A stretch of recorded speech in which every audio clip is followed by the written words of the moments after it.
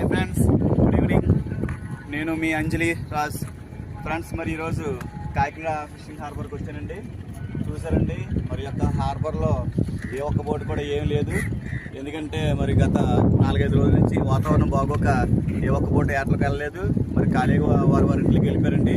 Friends, మరి ఏంటంటే ఈ యొక్క సముద్రాన్ని నమ్ముకోండి ఎన్నో లక్షల మంది, వేల మంది వ్యాపారాలు చేసుకుంటారు. వాళ్ళ దగ్గర కూడా చాలా మంది ఎంప్లాయీస్ మరి నేను ఈ వీడియో మీకు ఎందుకు పెడతానంటే, ఈ యొక్క వీడియో ద్వారా ఈ సముద్రం మీద ఎంతమంది బ్రతుకుతున్నారు, వారి జీవన విధానాలు ఏంటో కూడా తెలుసుకుందామని, మీకు కూడా తెలియపడదామని, సముద్రం ద్వారా జరగబోయే ఉత్పత్తులు ఏంటి, దాంట్లో వచ్చి మత్స్య సంపద ఏంటి, ఆ మత్స్య సంపద ద్వారా ఎంతమంది ఎలా ఉపయోగపడుతున్నారు, ఎంతమంది దీని మీద ఆధారపడుతున్నాడో నేను త్వరలో ఒక్కొక్క వీడియో మరి నేను యూట్యూబ్ ద్వారా నేను అప్లై చేద్దాం అనుకున్నానండి.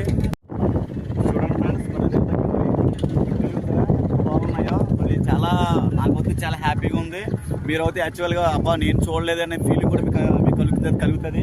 మరి ఇప్పుడే ఎలా ఉన్నదంటే ఇంకొక అరగంట గంట ఉండి మనం చూడడానికి చాలా ఆనందపడతాం. ఎందుకంటే షిప్లో లైట్ చాలా బీభత్సంగా కనపడితే చీకటి కదండి, చీకట్లో బాగా లైటింగ్ చాలా దగ్గరగా చూసినట్టు అనిపిస్తుంది.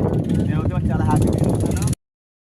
కావున ఫ్రెండ్స్, చూశారు కదా కాకినాడ C42 హార్బర్ దృశ్యాలు. కావున మీరు చూసి మీతో పాటు ఎంతోమందికి తెలియపరచండి.